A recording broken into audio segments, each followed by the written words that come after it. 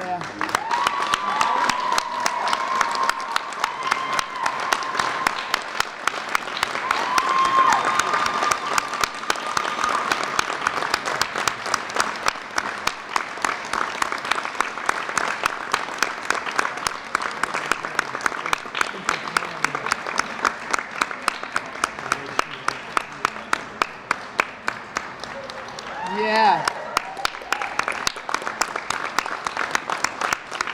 Well, you don't get to choose which laws you comply with in the state of Illinois. Let's be clear.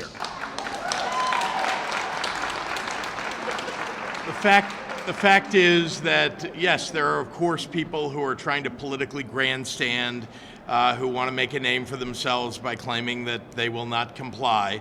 But the reality is that the state police is responsible for enforcement, as are all law enforcement all across this state. And they will, in fact, do their job, or they won't be in their job. Well, remember that anybody who doesn't comply, there are consequences for that. So, we've given people, I think, a year. We're at about a year, right, for people to comply, to fill out the paperwork and so on, and we expect them to do that.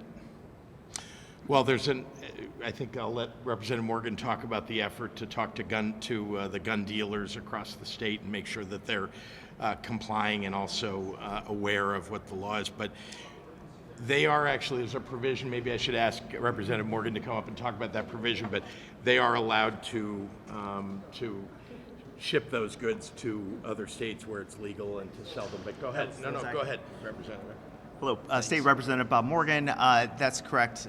The retailers that have some of these firearms or this ammunition, they will be allowed to sell to other states or to those. There are a number of provisions of continued sale, for instance, to active duty law enforcement, that retailers will be able to continue to sell.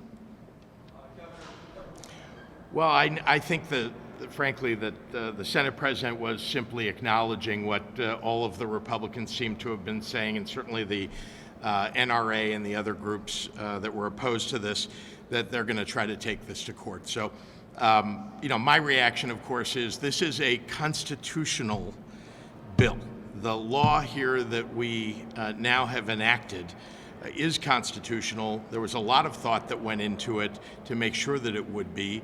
And obviously, things will go through the courts and they'll make their determinations, but I feel very confident. The constitutional interpretation of the Second Amendment, of course, loomed large over the drafting of this legislation. Both chambers took that very seriously. We have to make sure that we're passing laws that will withstand scrutiny. So we took those things into account, and of course, there were a lot of legal threats that came, and we look forward to being able to make our arguments in